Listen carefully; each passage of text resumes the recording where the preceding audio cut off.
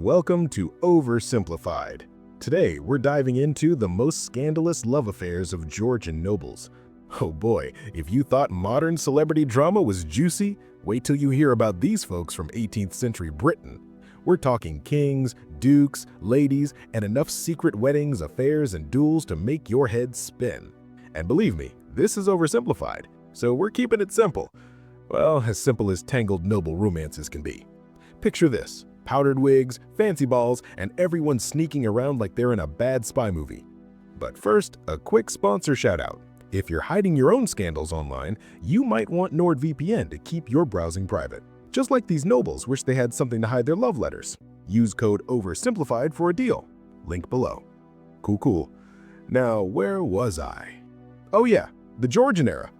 The Georgian period kicked off in 1714, when George I plopped onto the British throne from Germany, barely speaking English. Guten Tag, subjects. What's tea, he probably said, or something like that. It lasted till about 1830, through Georges I through IV, hence Georgian. These were times of enlightenment, empire building, and, oh yeah, absolute moral chaos among the upper class. Nobles had money, power, and zero chill when it came to love. Marriages were basically business deals. You get my land, I get your title, and we'll both cheat like it's going out of style. Adultery? As common as corsets. But when it got public, boom! Scandals that rocked society led to divorces by parliament and even changed laws. We're ranking the most scandalous ones based on gossip levels, public outrage, and sheer what were they thinking factor. Starting with number 1 on our list, the bigamy bombshell of Elizabeth Chudley. This lady was basically the original reality TV star of scandals. Elizabeth Chudley was born in 1721 to a decent but not super rich family. "Daddy, I want to be famous," she might have whined as a kid. Fast forward to her 20s, and she's a maid of honor to the Princess of Wales. Fancy gig, rubbing elbows with royals. But Elizabeth had a wild side. In 1744, at age 23, she secretly married Augustus Hervey, a naval officer and future Earl of Bristol. Why secret? Because maids of honor weren't supposed to marry without permission, or they'd lose their jobs. "Shh, honey, let's elope in a church at night with just a candle," Augustus whispered romantically, or creepily. They tied the knot in a private ceremony, but here's the kicker. They barely lived together. Augustus sailed off to sea, and Elizabeth, she partied like it never happened. "Marriage? What marriage?" she said, batting her eyelashes at court. Years pass, and Elizabeth climbs the social ladder. She's got style, showing up to balls in outfits that make jaws drop. In 1749, she attended a masquerade as Iphigenia, basically half-naked with just some strategic leaves. "Scandalous," the papers gasped, but she loved the attention. Meanwhile, her husband, Augustus, is out there writing letters like, "Hey wife, miss you?" But Elizabeth? Crickets. She starts eyeing bigger fish, like Evelyn Pierpont, the Duke of Kingston upon Hull, rich, titled, and smitten. "Marry me, my dear," he proposes around 1769. Problem? She's already married. But Elizabeth, being Elizabeth, hatches a plan. She gets a court to declare her marriage to Augustus invalid, on technicalities like no witnesses or something. Phew, single again, she cheers. Then boom, she marries the Duke in 1769. Happily ever after? Nope. The Duke dies in 1773, leaving him his fortune. But his nephews smell a rat. "Auntie's a bigamist," they cry, digging up proof of that first marriage. In 1775, they sue, and by 1776, Elizabeth is on trial for bigamy in Westminster Hall, biggest show in town with 4,000 spectators. "Guilty," the lords declare. Elizabeth faints dramatically. "Oh, woe is me!" But get this, she's branded on the hand as punishment, but her fancy gloves hide it. Wait, no, actually for nobles, it was symbolic. She flees to France, lives lavishly, even buys a ship and sails around like a pirate queen. Arr! Take that, haters! Augustus, he becomes Earl but never remarries. Elizabeth dies in 1797, still denying everything. This enraged the Duke's family, who punished her severely by dragging her name through the mud forever. Moral? Don't double dip on husbands. Or do if you want eternal fame. Whew, that was wild, but we're just getting started. Next up, the messy love triangle of Lady Penelope Ligonier and her Italian hunk. Lady Penelope was born in 1749, daughter of a viscount, proper lady stuff. In 1766, at 17, she married Edward Ligonier, an army officer who became Earl Ligonier. "Darling, we'll be so happy," he says. Cut to 5 years later, boredom sets in. Enter Count Vittorio Amadeo Alfieri, Italian poet, playwright, and total heartthrob. He's in London, charming the socks off everyone. "Bella donna," he purrs at Penelope during a party. Sparks fly, they start a steamy affair. Secret meetings, love letters, the works. "My heart is yours, Vittorio," she whispers. But secrets don't stay secret in Georgian London. In 1771, Lord Ligonier finds out. "Betrayed," he roars. Challenge accepted. He duels Alfieri in Hyde Park. Swords clash, blood spills. Alfieri gets wounded, but survives. "Take that, you cad," Ligonier yells. The king hears about it and flips. "This is unacceptable," George III says, ordering Alfieri deported. "Arrivederci, Britain." Alfieri packs up. Meanwhile, the papers explode. London Evening Post spills all the tea. Lady Ligonier's affair shocks the court. Even the Queen chimes in, blaming pleasure gardens like Vauxhall for female licentiousness. "Those masquerades are trouble," she tuts. Penelope? Humiliated. Lord Ligonier sues for divorce, rare back then, needing Parliament's approval. By November 1771, it's granted. Free at last, she sighs, but society's doors slam shut. She moves to France, hooks up with Alfieri again briefly, but it fizzles. Alfieri becomes a famous writer, pens plays about passion. Penelope remarries a commoner later, lives quietly. Lord Ligonier? He dies childless, title extinct. This whole mess highlighted how affairs could ruin reputations, especially for women. Double standards much? Penelope might have tweeted if Twitter existed. Speaking of royals getting tangled, let's talk about Prince Henry, Duke of Cumberland, brother to King George III, and his colorful love life. Born in 1745, Henry's the bad boy of the family. Rules? What rules, he laughs. First scandal? Around 1769, he started an affair with Lady Henrietta Grosvenor, wife of Richard Grosvenor, 1st Baron Grosvenor. Henrietta married young in 1764, but hubby's a playboy himself. Pot meet kettle, diarist Joseph Farrington notes. Henry and Henrietta sneak around. Letters, rendezvous. Papers catch wind. Royal Duke beds Baron's wife. Lord Grosvenor sues for criminal conversation, fancy term for adultery damages. He wins big bucks, but can't divorce because Henrietta has proof of his own flings. "Ha! Take that," she says. But Henry's not done. In 1771, he secretly married Anne Horton, a widowed commoner. "I love her, bro," he tells George III in a note. The king, furious. "This alliance will ruin us," he rants. "Anne's not noble enough, could mess up alliances." Gossip flies. The Luttrell Duchess? What a mess. This enraged George III, who punished him severely, banishing the couple from court. Outcome? The Royal Marriages Act of 1772. No royal can marry without the king's okay. Henry and Anne live happily-ish, have kids, but he's cut from the will. Lady Grosvenor stays married, drama fades. Henry's affair and marriage set the stage for future royal headaches, like his nephew, George IV. All right, that's the first batch. These nobles were playing with fire, and boy did it burn. But wait, there's more, way more. Up next in Section 2, we'll hit the Prime Minister's Mistress Parade and more. But hey, before we continue, okay, welcome back to Oversimplified, where we're knee-deep in the Georgian noble gossip swamp. If you thought Section 1 was wild, buckle up, because these love affairs are about to get even messier. Picture this: powdered wigs flying, love letters getting intercepted, and dukes acting like they're auditioning for a soap opera. Anyone? As the throne turns? Before we jump in, quick shout out to our sponsor, Honey. It's like having a Georgian noble negotiate your shopping deals. Finds you the best prices online. If only these nobles had honey to save their reputations. Click the link below to save some cash. Thanks, Honey. Now, where were we? Oh yeah, the scandal train is leaving the station and it's headed for the Prime Minister's Mistress Parade. Choo-choo! We're moving on to scandal number 4, the chaotic love life of Frederick North, 2nd Earl of Guilford, aka Lord North, the Prime Minister who lost America. Born in 1732, this guy was running Britain during the American Revolution, but his personal life? Total dumpster fire. Taxes, war, let's talk about my love drama, he might have said. Enter Anne Speake, a wealthy widow and absolute catch.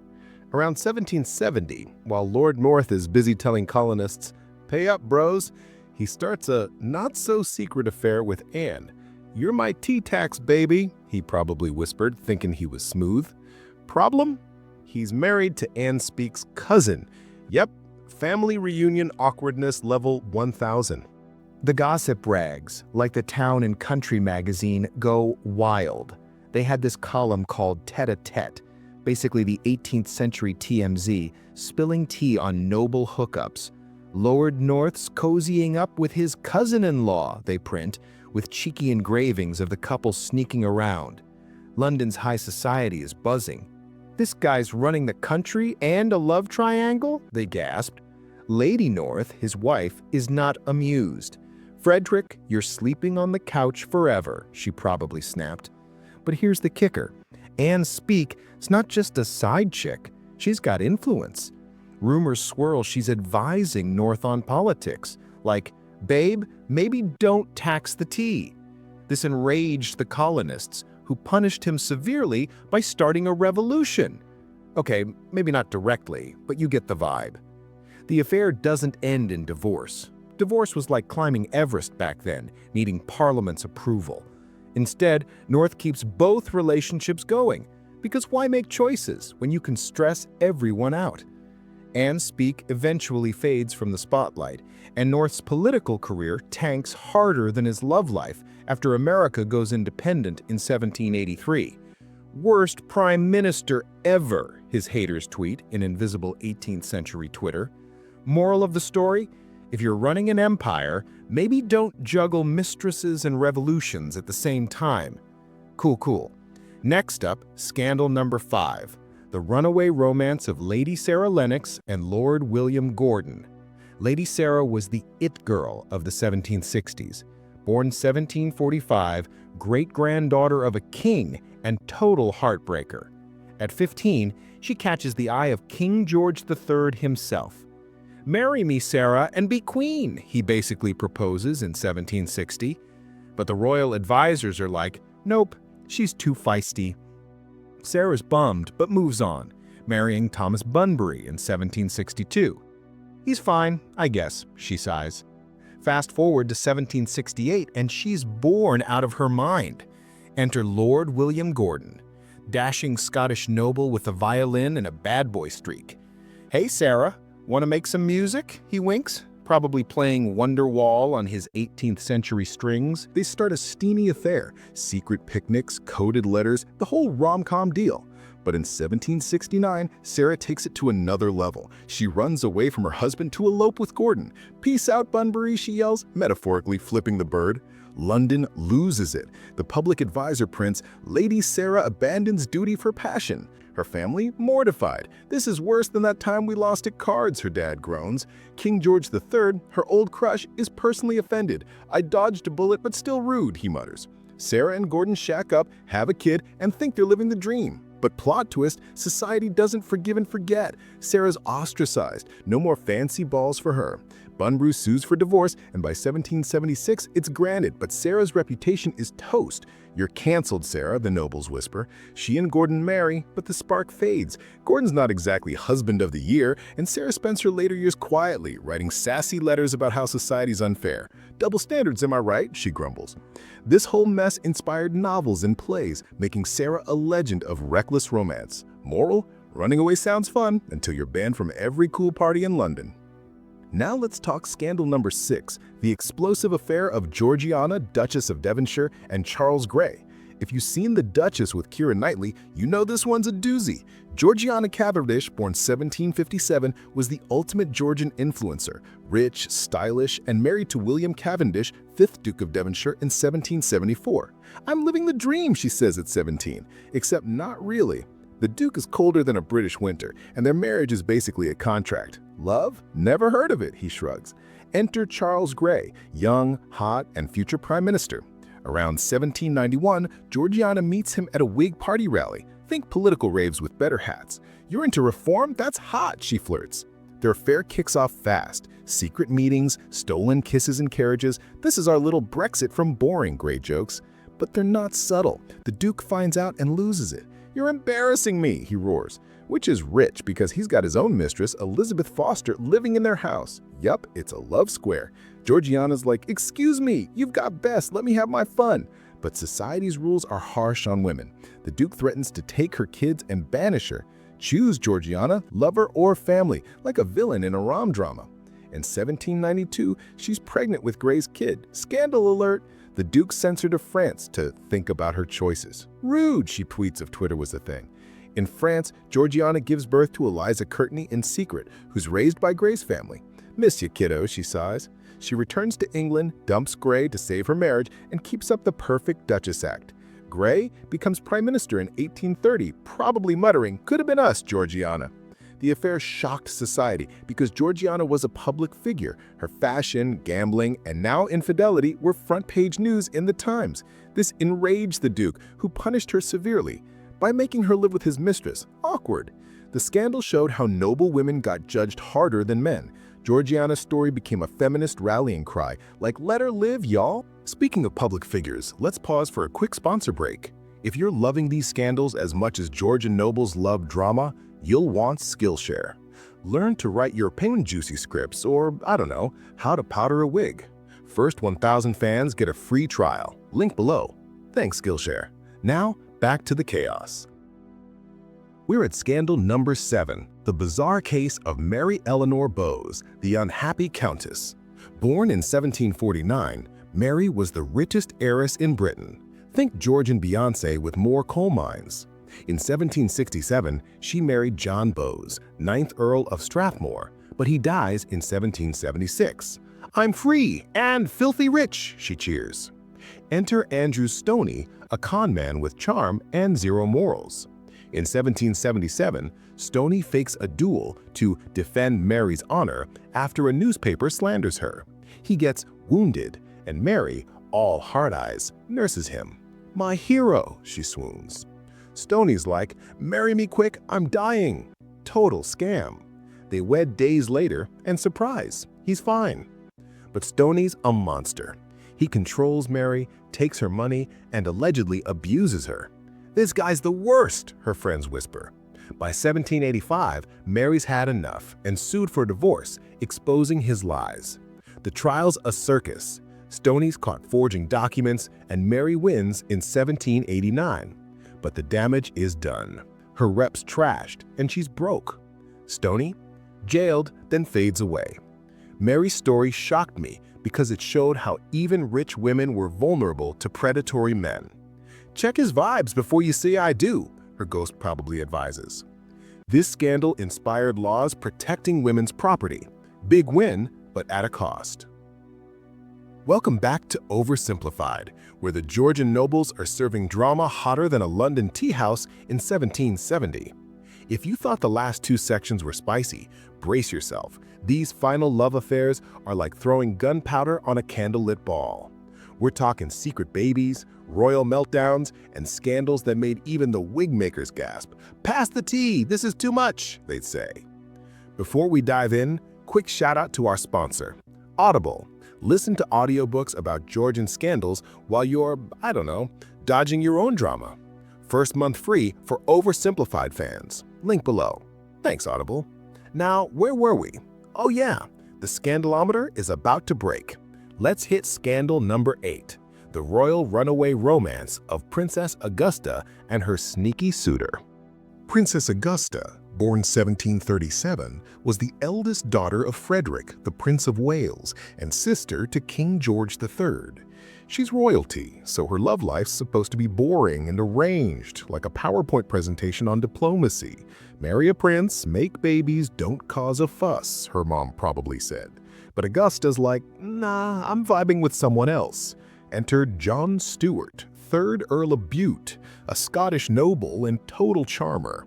In the 1750s, Bute's hanging around court, tutoring Augusta's brother and looking way too good in his kilt.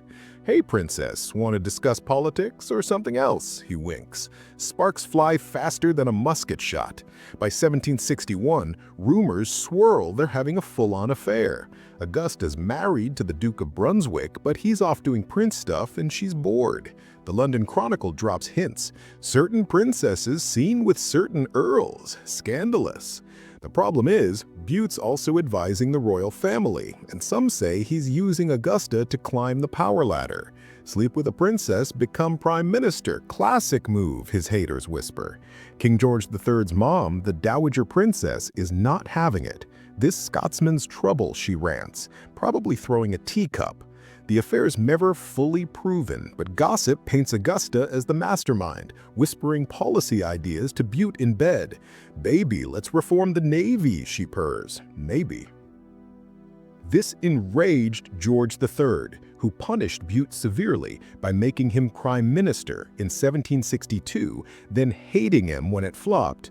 Bute's career tanks by 1763, and he slinks back to Scotland. Augusta stays married, keeps it low-key, but the papers never let it go. Royal affair or political plot, they speculate for years.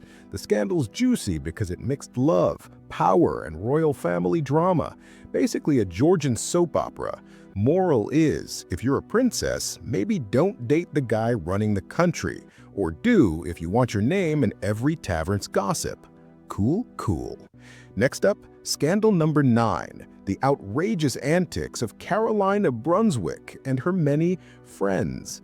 Caroline, born 1768, marries her cousin George, Prince of Wales, future George IV, in 1965. This'll be great, she thinks. Nope. George takes one look and says, "Yikes, pass the brandy." He's already secretly married to Maria Fitzherbert, a Catholic widow. Huge no-no for a royal. Caroline's like, "Fun, I'll have my own fun."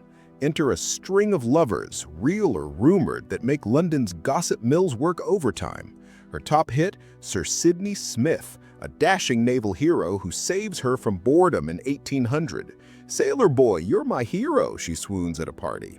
The Morning Post catches wind and prints, "Princess Caroline's too cozy with the Navy."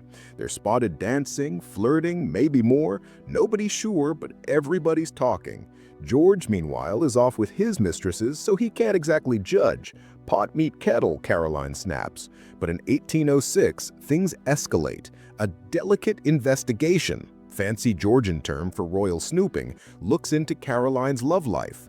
Rumors say she's got an illegitimate kid, William Austin, from one of her flings. "My kid? Nah, just adopted," she claims, but nobody's buying it. The investigation clears her, barely, but her rep's trashed. "This is worse than losing at whist," she groans. By 1820, George becomes king and tries to divorce her, dragging their dirty laundry through Parliament. "She's too scandalous," he whines. Caroline fights back, rallying public support like a rock star. "Team Caroline, baby," the crowds cheer. The divorce fails, but she dies in 1821, exhausted by the drama. Her affairs, or rumors, were scandalous because they challenged royal dignity and made George look like a hypocrite. Moral? If your marriage is a mess, maybe don't both have side pieces. Or do if you want to trend on 18th century Twitter. Now for the grand finale, scandal number 10, the bonkers love quadrangle of Lord Melbourne and Lady Caroline Lamb. William Lamb, later 2nd Viscount Melbourne, was a rising politician in the 1800s. In 1805, he marries Lady Caroline Ponsonby, a fiery aristocrat with zero chill. "I'm in love," she declares. But by 1812, she's bored and falls hard for Lord Byron, the bad boy poet. "You're my dark, brooding muse," she tells him, probably quoting his own poems. Byron's like, "Cool, let's do this." Their affair's intense. Letters, secret meetups, Caroline dressing as a boy to sneak into his rooms. "This is next level," Byron laughs. But Caroline's not subtle. She sends Byron a lock of her pubic hair with a love note. Yep, that happened. The Times gets wind, and it's front-page chaos. Lady Caroline's unhinged for Byron. Her husband, William, is humiliated. "Caroline, chill," he begs. She doesn't. In 1813, she crashes a party, threatens to stab herself, and screams, "Byron, you're mine." Byron's like, I'm out. He dumps her and hooks up with another noble, Annabella Milbank, who's also Caroline's cousin. "This family reunion's awkward," William mutters. The scandal peaks when Caroline writes a novel, Glenarvan, in 1816, spilling tea on everyone. It's a thinly veiled tell-all. Byron's the villain, William's the sad husband. London eats it up. This is better than the opera, they say. William sticks by her, but the marriage is toast. Caroline's mental health spirals, and she dies in 1828. William becomes prime minister in 1834, advising Queen Victoria like, "Don't be like my ex, kid." Byron dies in 1824, still a legend. The affair was scandalous because Caroline's public meltdown and book broke every rule of noble decorum. Moral? Don't send weird gifts to your lover, and definitely don't write a novel about it. All right, let's wrap this up with a "Where Are They Now" epilogue. Elizabeth Chudley lived it up in France, died rich but notorious. Lady Penelope? Quiet life in France, probably rolling her eyes at society. Prince Henry kept his wife, but no more court invites. Lord North lost America, kept his wife, probably regretted everything. Lady Sarah lived humbly, sassing society and letters. Georgiana became a tragic icon, inspired feminists. Mary Bowes won her freedom, lost her fortune. Princess Augusta stayed royal, kept quiet. Caroline of Brunswick fought her husband, won the crowd, died a legend. Lady Caroline Lamb burned bright, crashed hard, left a literary dent. And the Georgian era kept being messy till Victoria showed up and said, "Y'all need to calm down." What did we learn? Georgian nobles treated love like a game of risk. Bold moves, big losses. These scandals weren't just gossip. They changed laws like the Royal Marriages Act and women's property rights. Plus, they gave us stories juicier than any Netflix drama. So, next time you're at a fancy party, maybe don't elope with the poet. Or do, if you want your name in oversimplified history. Thanks for watching. Hit that subscribe button, grab some merch, and check out our Patreon. Got a scandal we missed? Drop it in the comments. Cool. See you next time.